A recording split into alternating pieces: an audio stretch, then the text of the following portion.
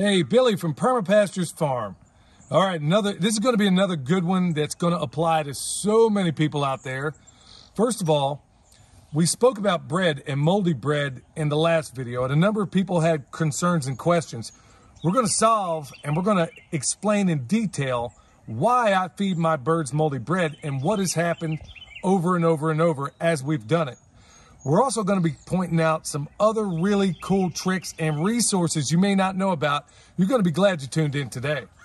Now, I know a bunch of people are going on about the cost of feed or whether or not it's toxic, or I don't even care. That's really not my main concern in this video. The biggest number one concern I've had since we've had this YouTube channel is showing people that you don't need to rely on stores, grain stores, or whatever the case may be, to get the necessary food you need for your pigs and your chickens. That's what I don't want anybody to forget about right now.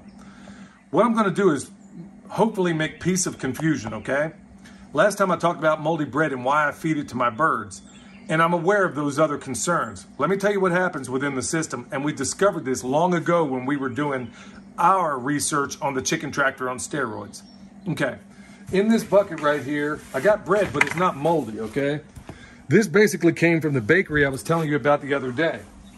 Now, here's what you got to know. If it's not pliable like this, first of all, the birds ain't going to want to eat it. And if it is stale, you can still use it, even if it's got mold on it. I'm not going to tell you to use it, but I'm going to tell you how it works for us. What I usually do, now, if it's a crusty, something like this, the birds will absolutely, you don't even have to do anything. I could throw it out there just like this. Okay, now, if it is stale, but not moldy, you can just reconstitute it. Honestly, just spritz it with some water, let it soak in, and I guarantee the birds will work it over. But if it's already very, very stale, your chickens won't mess with it. But you know who does? Our allies. And this is going to sound a little bit crazy to a lot of people out there, but we've talked about it in length, at very great length in the past. Believe it or not, our ally are crows. Yeah, does that sound crazy? They're the bane of a lot of people's existence. Well, guess what? We provide for them. Because here's what happens. When we stick moldy bread out there, the chickens, first of all, let me just say, I've never seen an animal kill itself when it had availability of food that it could eat. So the chickens eat all the way around the mold, which is typically on the ends of it, okay? The chickens will do that, and if it's too moldy, they won't even mess with it. And then lo and behold, the chickens get satiated, they'll move off to the side, and lo and behold, who comes rolling in? Our allies, the crows. They swoop down, they eat what they want, and then they roll out. Now, crows are like pimps. They don't forget nothing. So we want to make them our friends here on this farm, even though they could be something of a nuisance in other areas. But here's their number one virtue for us. Whenever there's a bird of prey flying over, and there are quite a few, these guys go up there and they run them off.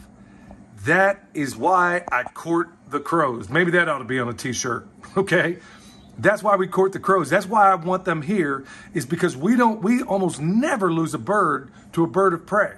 Now, it happens every blue moon, and when that happens is when we don't have the chicken tractor on steroids. That's when we get the most crows around.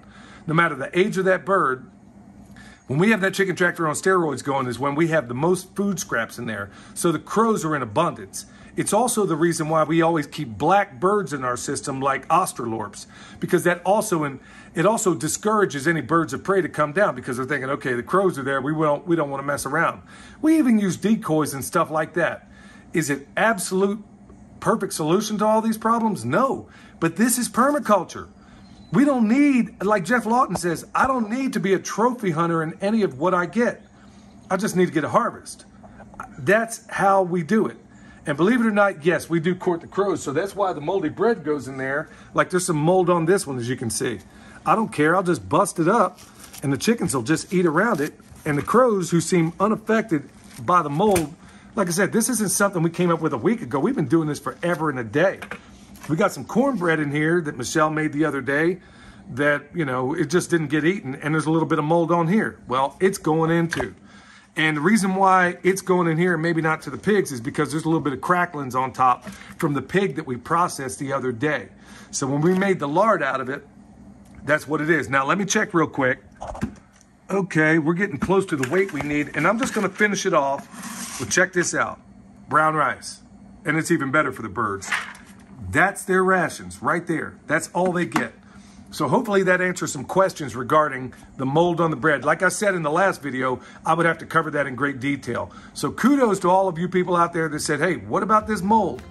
This is how we use it.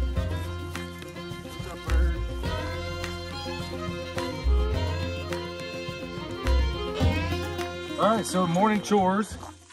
And typical with our chicken tractor, by the way, we got spikes because we live in such rough terrain. We got spikes on the very front. So it's just really this simple when they're working in the net for more than one day.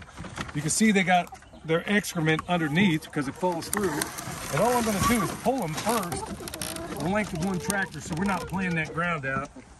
And in addition to all that, we keep these spikes up here. Now, here's the food we just put in there before. Now, little cautionary tale, you're probably wondering why this little bird's out. And part of it is too much reliance on things like this automatic chicken guard door, which, by the way, this thing has been running for years now, and it still operates perfectly. So, in this system, like we talked before, we're not paying anything for feed. So we're gonna put the bread and everything else, we'll put it out here and let these guys go to work. There's the morning rations. Now look, bread, right off. These guys are often doing what they do, and they absolutely love it. We got one over here doing his thing too. Okay, so all this stuff comes together in a synergy that really, really works well for us, and it's worked for a number of others too. Now, in addition to what we have out here, there's an additional resource, and I want to give a shout out to my man Kevin Frazier for letting us know about it. Now, I'm aware of other people out there that go to breweries and they kind of do cold calls. Well, guess what? A lot of that work has been taken out of your hands. We're going to link this website down below where you can go there and find out all these different breweries that are willing to work with farmers like you, or people out there that are thinking, okay, this stuff is getting outrageous. Cost of everything is through the roof. You don't have to use just my methods and the way we go about it. There's a whole constellation of people that are doing it differently. In fact, I gotta absolutely point this out, because if you think we're in a vacuum and we're the only ones on this planet doing it, we're not. Because we have friends out there that have taken what we've done in the chicken tractor on steroids and have expanded it on so many different levels. Go check out the only chicken tractor on meth out there at Kentucky Sustainable Living. Also, Strand Farms is also doing it. Two Old Crows Homestead. They have a YouTube channel. Well, both of them have a YouTube channel. Yeah, there's a number of others out there that have reached out to me. The ones we just described also have YouTube channels where they've cut and pasted the things that make sense for them, for their systems. So that's exactly what I'm suggesting here. If you're an old hand at raising chickens, take what's useful, absorb what's useful out of this system and apply it to yours, or take nothing at all. If you're a person that is absolutely new to this, I'm going to highly recommend to you that you follow the instructions. That you, before you start, ad-libbing in any of this, just do the recipe. Then you go about your own way. There are so many different ways out there. We're going to link those folks down below, because it's not an enormous benefit to get all your information from one source, whether it's me or anybody else. And I'd be absolutely remiss and foolish if I didn't point out the inventor of the chicken tractor on steroids, the great Jeff Lawton. Also, there's other people that have taken pieces of that system and created their own, like the Holler Homestead. Look at what Ben and Meg Holler are doing down there, because they're arriving at the same place but using entirely different methods. In addition to all this, I want to point out one person that's been absolutely crucial in the lives and our growth on this farm. And I'm saving the best, what I think is the best from last. He's my mentor, he's my friend, Eric Sider. Go look at what he's done out there, and he's doing it in a suburban area. For all you folks that might find yourselves in these suburban areas and thinking, well, they don't allow chickens here, I can't do it here. Check out what he's doing there over at Eric Sider, because I guarantee you will be edified in so many different ways. Look, y'all, there's more than one ways to skin a cat, and there is definitely more than one way to feed your chickens, your pigs, whatever it is, your dogs. We've been talking about a lot of that. Look, once again, I'm going to ask you, especially in these times, and I can't remember the last time I've ever asked you, subscribe, hit the thumbs up, but more importantly, take this video, put it in every platform you can think of out there, because this is the time in our American history, in our world history, no matter where you're from, that we have got to be evangelizing systems like this, that we've got to let people know that you don't have to be reliant on that feed store down there. You can do all of this stuff within your communities, and we're doing the best we can to try to provide those resources. All right, y'all, if you need anything from us, remember, we got more bone sauce in stock. The weather has been cooperating a little bit, at least so far, so I'm able to make it, so get it while you can. We also got those t-shirts. People have been asking about it. You're going to have to go to our website. It's not going to be linked necessarily in the video. It's at the website at our store. All right, y'all, hopefully this has been a blessing to us. Check us out on Patreon. Check us out everywhere you can. And like I said, evangelize. Send this video everywhere you can. Till next time, this is Billy, along with the homestead honey from Perma Pastures Farm, where permaculture is our passion. Ain't that right, honey? Yep. We'll see y'all next time.